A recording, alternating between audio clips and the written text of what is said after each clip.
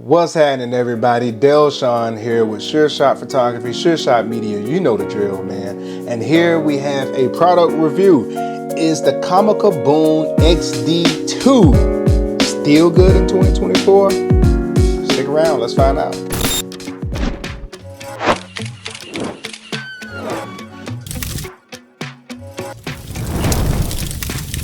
So here we go. This is it, the Comica XD2. A lot of people ask me which microphones I use. It's these. I've been using these for a few years. I love them. I use them for a lot of things. So I use these for podcasts. I use these for talking head interviews. I use these for testimonials. I use them for a lot. They're super versatile and I really like them a lot. And so the question is, with so many good mics on the market now, you know, Shure is releasing a new pair, DJI is heavy in the microphones, Rode has released some really good microphones. So are these still good? Now, when these were released a few years ago, I forgot how long ago, they've been out a few years ago. They were released as like a budget microphone system for like people who didn't want to spend, you know, $300, $400, $500 for a set of microphones. It's a budget-friendly microphone to get you in the game, and it gives you great audio. And so far, since I've been using them, I do have some pros and cons. So let's start with the good stuff. So they actually come in this pretty cool case. Yeah. They come in this pretty cool case. You see this here? It's not the greatest, but you know, it'll get the job done. This is a 2 microphone setup. So it has 2 transmitters and 1 receiver. And so it's pretty cool. I'm wearing one of the receivers right now. So if you guys want to, you know, peep the audio levels and you tell me how it sounds, I'm going to do minimal editing to the audio. Matter of fact, I'm just going to leave it. I'm just going to leave it as it is. And you're going to hear this audio raw dog, baby. Raw dog. So it comes with lav. So these are the pros. Comes with lav.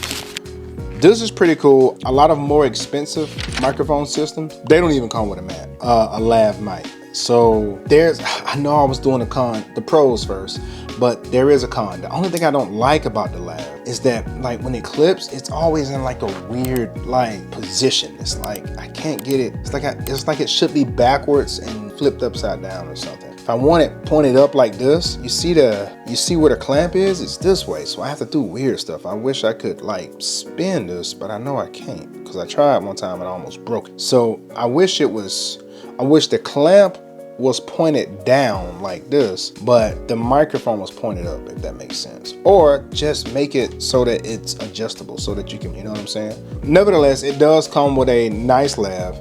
The cord isn't like cheap feeling or anything like that. It does have some thickness to it so that you can be nice and discreet. This is what I use for podcasts. We'll go raw dog and have this brick sitting on people's collar or their shirt. And now if I'm doing a testimonial for myself, for my own business at the end of a photo shoot, I'll just let the clients use this. Here's another one of the transmitters. Pretty cool size, and it just snaps on right here into your shirt, to your hat. I've worn them on my hat bill before. They work pretty cool. So yeah, they can just snap on. It's no problem to do that. Obviously, the further you have it away from your face, you want to make adjustments so that it's cool and it works out pretty good. So I like it. For me, I get the same quality of audio that I do as if I'm using the actual microphone, which is really, really good. Another thing that I like, the lavs have this locking mechanism. A lot of higher end microphones have this. Some of the Zooms, like your Shures, they have this feature, which is really cool. Now, I wish it had the screw lock, but again, when this thing came out, I think it was only like $250. So that's a great feature to have. So this stops you from like accidentally pulling that out. You know what I'm saying? And so the last thing you want when you're out there at a wedding or just doing anything, any paid gig, period, just accidentally come out and now you think you're recording the perfect story, the perfect interview, and you ain't recording nothing. You know what I'm saying? So yeah, that's pretty cool. It holds it in there pretty good, and you actually have to press the button to get it to come out, which I'm having trouble with now. Yeah, it's no joke. So yeah, it's pretty cool.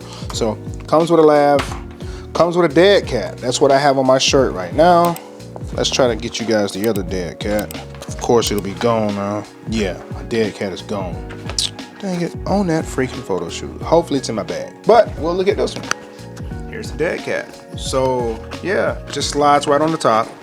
And you guys let me know if you hear a difference in audio with the dead cat on. I don't necessarily need it right now. I'm on the inside. There's a little hum coming from my computer, but outside this is super clutch. There's wind, there's just a lot of ambient noise. There's, you know, just always something going on. And this really helps cut those little noises that just happen and they can impede on your video, in your audio. So it just slides right on the top, slides right on, and yep, there you are, you're in there. Has a cool little dead cat.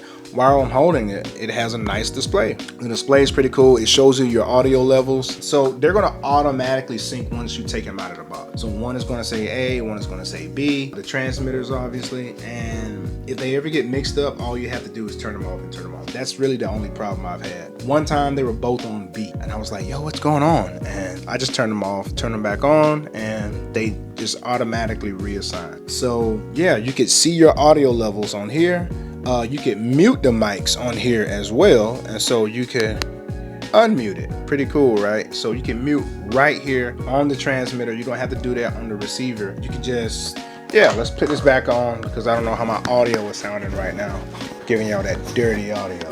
That's right, inside joke. So my next pro about them. The range is like super long. The range is like 165 feet, which is more than what most people are ever going to use it for. No one's walking 160 something feet away. I know we do those tests and we test them, but they do hold up. They do hold up pretty good. I love the range. I've never had to push it out that far. Occasionally I do walk around on photo shoots when I'm just recording myself and I'm talking the whole time.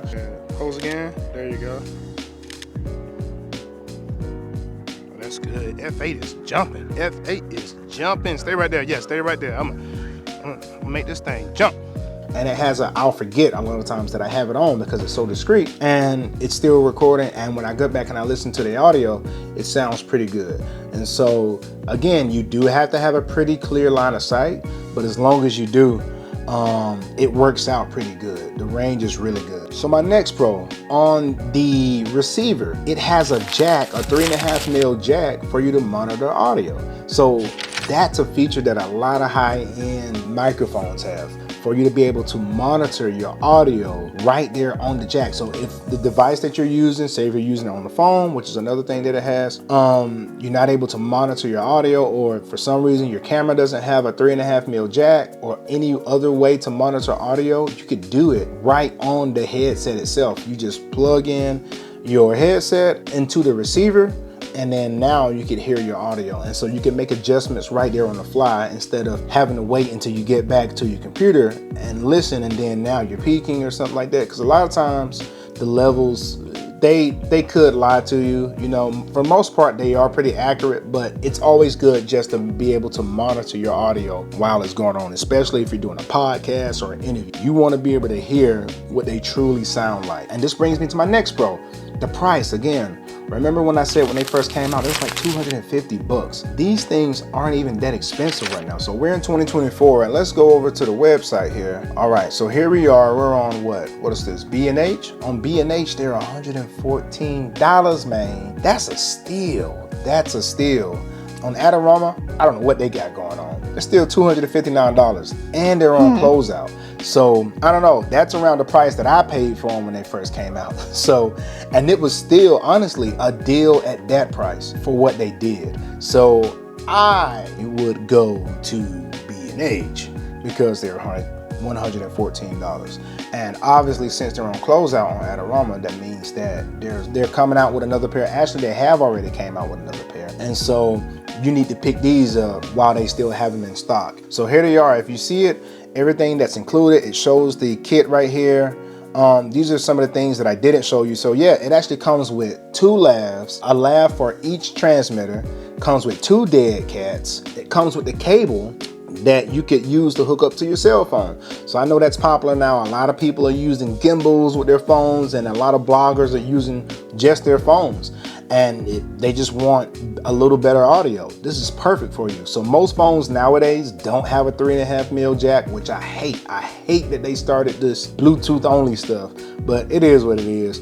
But so you can just buy an adapter that goes into your USB-C port or your iPhone port or your charger, and it has a jack to it. So USB-C to 3.5mm jack, you plug that in, plug the other end up to your microphone, you're good to go. You got professional grade audio at a budget price on your cell phone. So I'll tell you this, when I first got into video, everyone told me the most important part about video is audio. And so if you just level up your audio, your video doesn't even have to be like, you don't have to have a Red or, you know, an Ursa. You don't need that. People pay more. Just think about it yourself. When you're going and watching a YouTube video, this one, think about how it sounds. If you hear creaks in the background or cheesy music, or if the audio from the person is just bad, it makes you want to skip that video. Versus if the video isn't that great, but the audio is good, you'll more than likely stick around for the video. It's just how our brain works. Cons. My first con is, so the cable that runs from the receiver to the camera. So my camera, I'm recording right now, it has a 3.5mm jack. So the receiver's just sitting on top of a hot shoe, and it comes with a cable that has 2 male ends on it. One goes into the back of the receiver, and the other end goes into the microphone jack on the camera. When you're monitoring your audio, if you're a little too close to that cord, you will hear feet, you will hear all kind of static, and it's pretty annoying. And I'm not sure if it goes into the actual audio file or not. I don't think it does, but it's annoying to hear it when you're trying to listen to the person. So if you get that cord a little too close, you will hear some static feedback, and it's kind of annoying. My next con, the case. Even though the case is nice and cool, the case, this is just a fabric case. Now it's textured, it's weather sealed, I think. I don't know, I wouldn't test that out. But this is not a chargeable case. So when you have 3 units, you can't just plug in a USB-C cord or whatever and charge up everything at the same time. You have to charge them up individually, and that's kind of time consuming. And I get it, this is a budget unit, but I feel like we could have still had a case that's rechargeable and that charges all of the pieces at the same time. Or if some of the cases nowadays don't charge them all up at the same time, at least when one gets full, it automatically starts charging the next one up, so that you don't have to sit there and forget. Like what always happens with me, I'll charge one up and then I'll forget, and it'll just sit there for like hours. Now they don't take long to charge up, but I could have them all charged up if I remembered to do it. I never remember to do it. I always forget, and I'll have one charging for 4 hours and then I'll charge the next one up for 10 hours. I always forget. So rechargeable case, it's a con. I definitely would have appreciated a rechargeable case. Another con, no 32-bit float. So if you're not monitoring your audio and you're not watching your levels and you're clipping, there's no 32-bit float. So that's not going to protect you. So that is a con. Again, it's kind of a higher end features, but microphones nowadays in 2024, you can get them for a cheap price, and they have 32-bit float. And those really are my only cons about this system. So is it good in 2024? I say for $114, yeah, man, I say do it. I say do it. The level of audio that you're gonna get, it's really good, crisp audio, especially when you go and edit it and you tweak it to the way that you like it. Oh man, it sounds really good. And so in 2024, I think it's still a good unit. I say get it. So that wraps up this video. This was a quick review if the Comica Boom XD2 is still worth it in 2024, and I say yes it is. Go out and get it. Until then, stay blessed, keep creating. Peace.